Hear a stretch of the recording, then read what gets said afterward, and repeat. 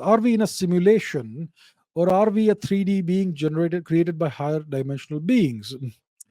So once again, we don't have answers to these questions, because to answer these questions satisfactorily, one way or the other, we need data. We need empirical evidence that says, oh yes, this set of data points tells us that we may be in a simulation. So how do we know that we are in a simulation? We have to perhaps devise experiments that would indicate that there's a simulation. What's a simulation? It's like a computer program. We play these games, right? PlayStation games. Today we have PS4, we have Xbox, whatever.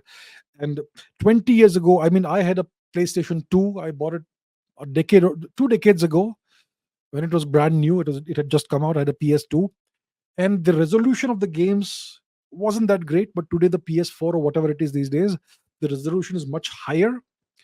So similarly, the universe we live in has a certain resolution, and maybe with sufficient RAM and sufficient whatever else computing power, you can create a universe with this amount of resolution in detail. And maybe it's the most parsimonious hypothesis that this is a simulation, actually, right?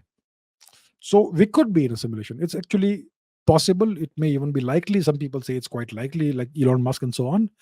But is it this way or that way? Is it a simulation, or are we three-dimensional beings created by higher dimensional beings? We don't know.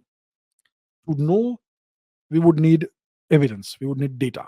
That's how science works, and we don't have it thus far.